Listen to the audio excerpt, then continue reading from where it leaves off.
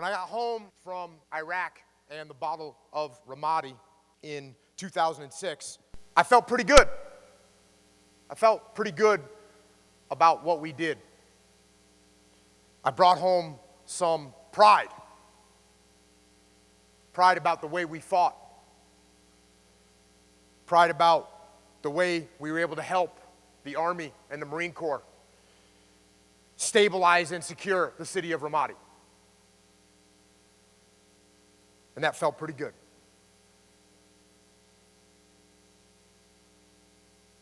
But I also brought home a burden, especially from a leadership perspective. Because when you're flying back here to San Diego, and you know you're going to see your friends again, and you know you're going to see your family again, and you know you're just going to go ahead and carry on with the rest of your life. And at the same time, you also know that you didn't bring home all your men.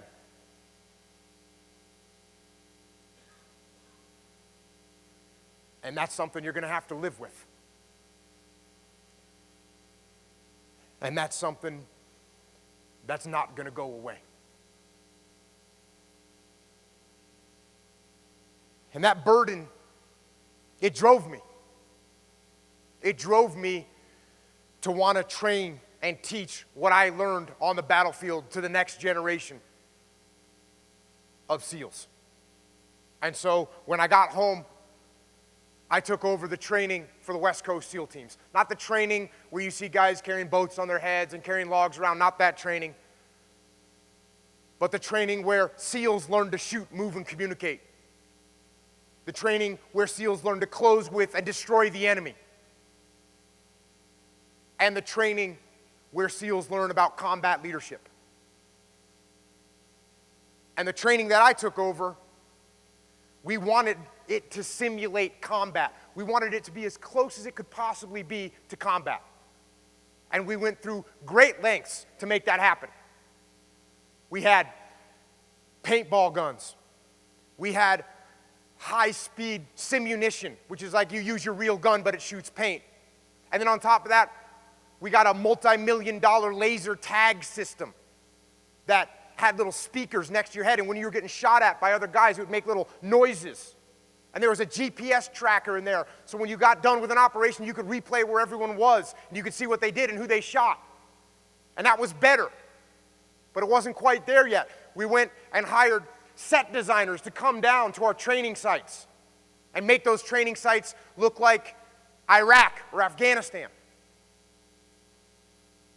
That wasn't good enough, though. We brought in special effects people with pyrotechnics, and we brought in actors and actresses. And so what would happen is a SEAL platoon would come into a room, and boom, a big explosion would happen, and they'd get hit in the face with pieces of foam, and there'd be smoke in there, and then they'd look down on the ground where they'd hear screaming, and there'd be a guy on the ground with no leg, and there'd be blood spraying all over the place. And that would be an amputee actor. And that would be fake blood. And then another door would open up, and out would walk 3 middle-aged Arabic women, and they'd be screaming at the top of their lungs. And then I'd start shooting everyone with paintballs. That's the training that I ran. And the training was hard. I mean, it was borderline psychotic.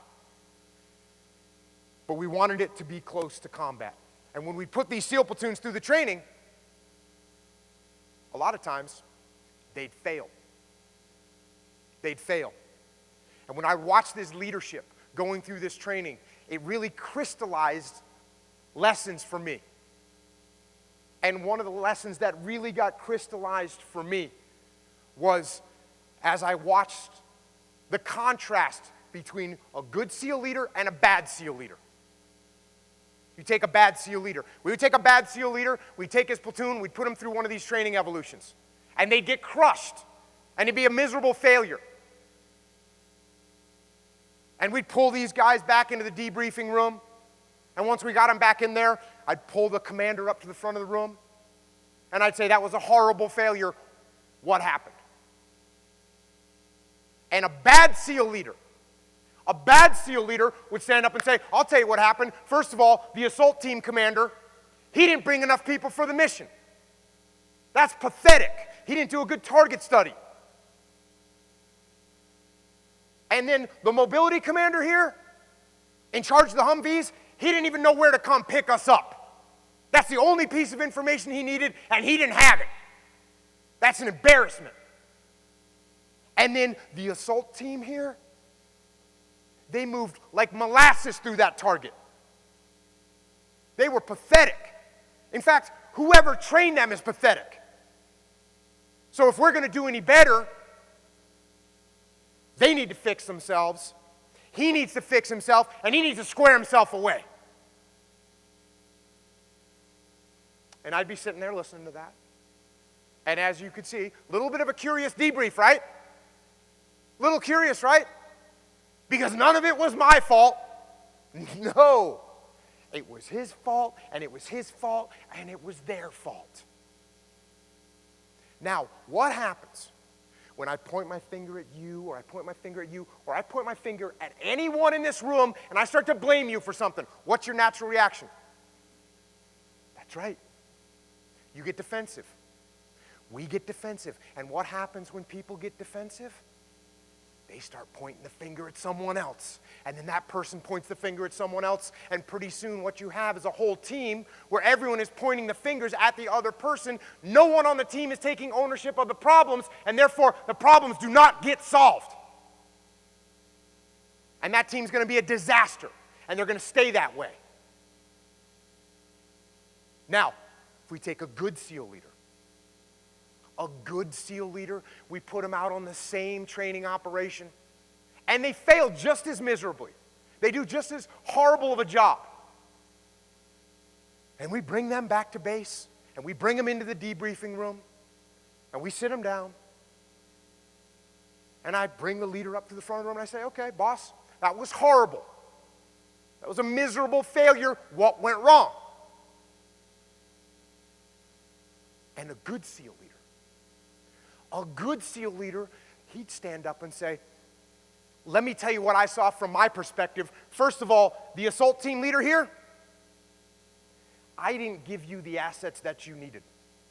I should have sat down with you and done a better target study so that I make sure you had the people that you needed. Next time, I will do that. That's my fault. The mobility commander here in charge of the Humvees, you didn't know where to come pick us up. Somehow, you came to my brief that I'm responsible for, and I failed to convey to you the one piece of information that you needed to conduct this operation. Not only did you not know, no one on your team knew. I failed you, I failed the team, and I won't let it happen again. Next time, we will lock eyes and we'll make sure you have that information. And then the assault team over here took you all a long time to clear the target. Way too long. And I think what happened is I gave you time to do rehearsals, but I actually didn't go out and do any of the walkthroughs with you and make sure that you understood the complexities of the target and how you were going to handle those complexities on the target. Next time, I'm going to get with you. I'm going to make sure I come out and do at least a couple rehearsals with you to make sure you all are good to go. So those are the things that I'm going to fix for the next operation so we can do a better job. Now, totally different attitude, right? Totally different attitude. Now let me ask you this. Does the team now point their fingers at me and say, that's right, Jocko, it's all your fault? Do they do that? No, they don't do that. No, what happens is the assault team leader says, hey, boss, you know what? You got a lot of stuff that you've got going on for these missions. I'm in charge of the target. I rounded down the number of people I was going to bring. I will never make that mistake again. From now on, I'll always round up, and I will always have the people I need for the target. That's my fault, and it won't happen again. And then the mobility commander says, boss, we needed one piece of information for the target. We needed one piece of information for this operation, and I didn't have it. That's embarrassing for me. And I promise you, it'll never happen again. Guaranteed, 100%. And then the assault force, they say, boss, you know what? You gave us enough time to do 20 rehearsals. And we did 3. You don't need to hold our hands. You don't need to babysit us. We will step up and we will make this right. That's what happens. And now what we end up with is a team where every single person on the team is taking ownership of the problems, and when every person on the team takes ownership of the problems get solved. And when you have that kind of attitude inside your organization, that is when your team will become exceptional. Now, I've shared this concept and this idea with all kinds of people in all kinds of companies: military, police, law enforcement, businesses, sports teams, all over the place. And as I talk about taking ownership of things, when I get done talking to people, I'll get done and someone will come up to me and they'll say, hey, I really liked what you said about ownership. Now, if I could just get my team to take ownership, we'd be good to go. And then someone else will come up to me and say, hey, I really liked what you said about ownership. That was really cool, man. I appreciate it. And I really hope my coworkers heard you. Because if they would just take ownership, we'd be good to go. And then someone will come up to me and say, hey, man, I really like that whole thing about extreme ownership, and I really hope that my boss was listening. Because if I could just get my boss to take ownership, we'd be good to go. And then I always have to make it crystal clear to them that I'm not talking about their team, and I'm not talking about their coworkers, and I'm not talking to their boss. I'm talking about you. I'm talking about you. The only person that you can actually control, you. That's who has to take ownership. That's who has to step up, own everything, and lead. Now, I started this by talking about the burden of leadership, especially that burden when you're coming home from combat deployments.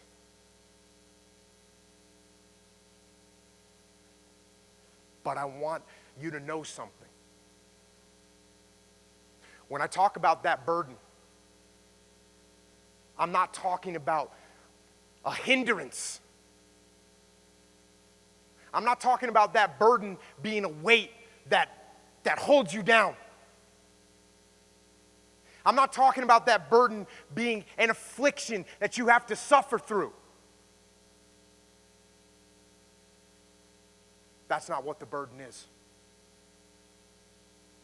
What that burden is a reminder. That burden is a reminder every day of what real sacrifice is. That burden is a reminder every day that life, this life that we all have, it's a gift.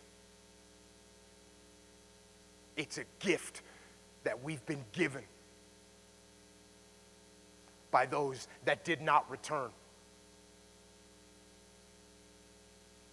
And it's a reminder. It's a reminder that all of us, we all have to step up and we have to shoulder that burden. And the way you shoulder that burden is by living and leading a life that honors those brave souls that did not come home.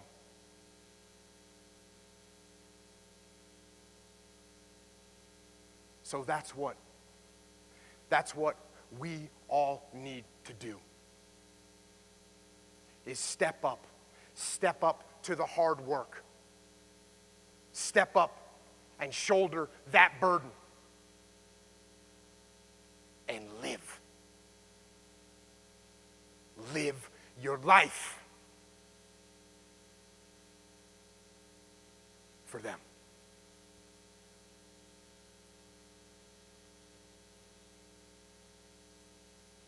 And that is my message for this evening.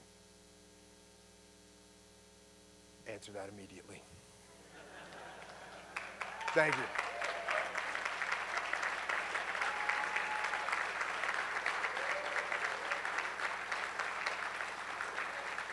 And I think they wanted me to take a few questions, if there's any questions. All right, we got a first question right here. Hello, sir. My name is Joshua Tovar, active duty Air Force. Respectfully, I know that your persona and everything that you are, everything that we're learning from you through your books, your podcasts, interviews, and such. Is there something that was a catalyst for you to learn these principles before you got to that point of clarity in Ramadi? Are there prior life experiences, something that molded you and shaped you and to help you understand what you understand now and what now you're imparting onto us? Well, first of all, I'm still learning, and I'm still learning all the time. And I'll tell you something, what happened to me as I look back is when I was I enlisted in the Navy out of high school. And I was the youngest guy I was the youngest and most junior guy in my first 2 SEAL platoons. And what I was doing was I was looking at my leaders, and I was watching them. And I was paying attention to what they were doing. And I was paying attention to why we liked this guy and why we wanted to follow this guy, but why we didn't like this guy and we didn't want to follow him. The biggest characteristic I noticed of that was guys that were humble, we wanted to follow. Guys that were arrogant, we didn't want to follow. But that was one of many, many little lessons. And I paid attention to it. Once I moved into a leadership position, I knew that all those guys, they were watching me. They were paying attention to me.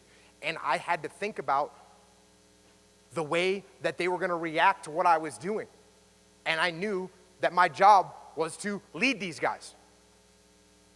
And I knew that they were taking notes, and they were monitoring, and they were testing. And if I was arrogant, they weren't going to follow me. And if I thought I knew everything, they weren't going to follow me.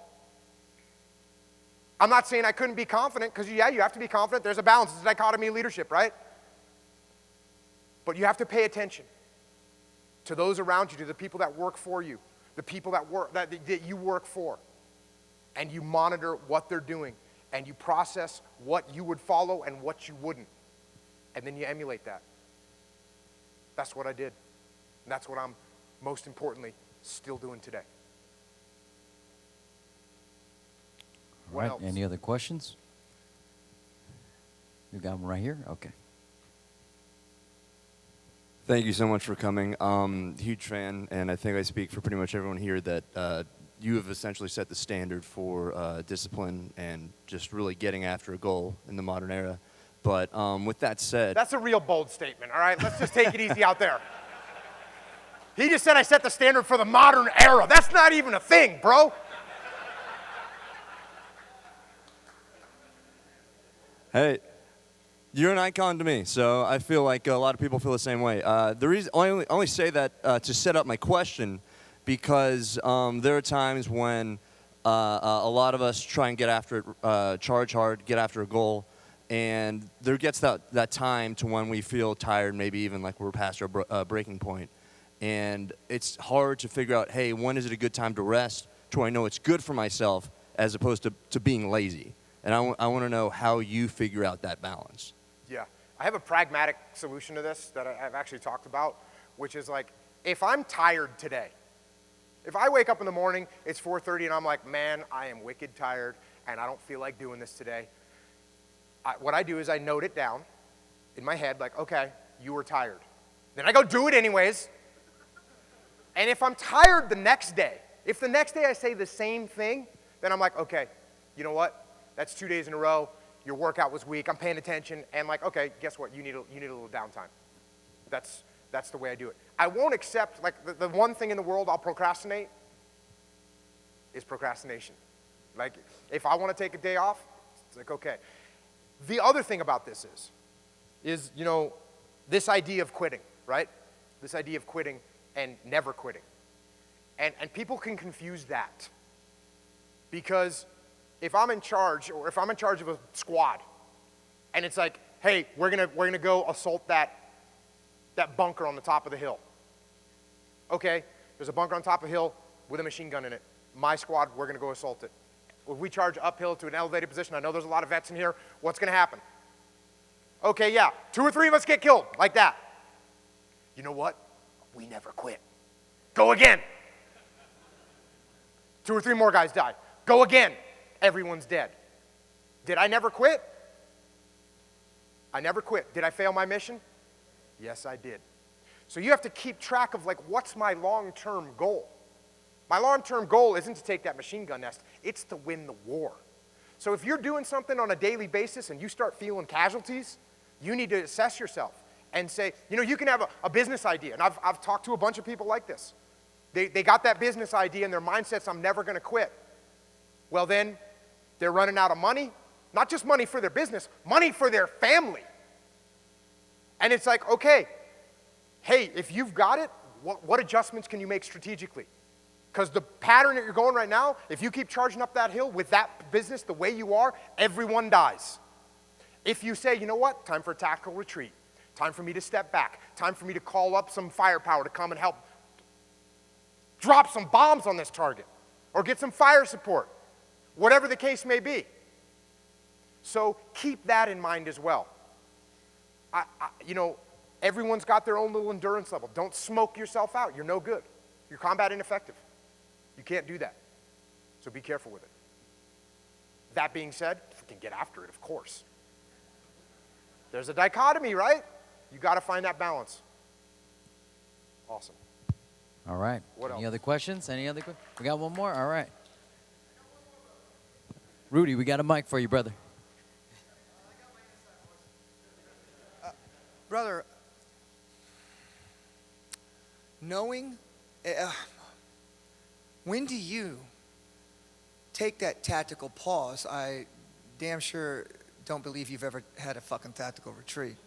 But maybe a tactical pause and, you know, get a little sit rep and then re-marshal. How important is it to keep the momentum? Because I don't think you've ever lost momentum, brother, and that's why you're so successful. Well, I'll tell you, this is a good point. People ask me all the time, like, hey, do you ever take days off? And my answer is, I take days off. I don't schedule them, but days off happen. Why? Because life happens, right? Sick kid, water heater breaks, you know, car has a flat tire, can't get where I'm supposed to be. Boom. Guess what? You just bought yourself a downtime. Now, like travel day, I get some flights that are whatever, they can leave here at 6:15 in the morning from San Diego, and sometimes I had a late night. For me to get up at 3:30 to get a workout in, it's actually counterproductive. I'm smoking myself. So then I'll be like, okay, guess what? You just got a day off. It just came. That being said, people also ask me, what do you do when you're sick? What do you do when you're tired? You know what? And this is a real simple answer. Do what you can. Rudy, you were just telling me, you didn't have a chance to work out today. You're in the room over there doing push-ups. Why? Do what you can. You maintain that discipline. People want to sleep in on the weekends. Negative. Negative. Don't sleep in on the weekends. The weekends when you got to hold the line. The weekends when you got to hold the line. If you sleep in on the weekend till 5:45, well, then guess what? At night, all of a sudden, you have a little extra energy, so you stay up a little later. So then Sunday morning, you sleep in till 6:30. Now, Monday rolls around, that alarm goes off at 4:30, and you don't feel like doing it. And you start this downward spiral, right? Now, hey, people, look, don't get me wrong, all right? You got to sleep. You got to sleep. Sleep is very healthy. It's good for you. What I am saying, you don't need to get up at 4:30. You don't need to do that. People have different schedules. You got your life going on. You got to figure out what works for you. But I am absolutely saying don't be lazy. I am absolutely saying get on a regular pattern and maintain that pattern to the best of your ability. It's hard. I know it's hard. I just was working with a company, and we were talking about discipline. So, little kids, right? Little kids, and this is for the business people. How many people are like involved in a startup right now? They're starting up, right? Cool. So a startup is like a little kid, right? It's got all this potential.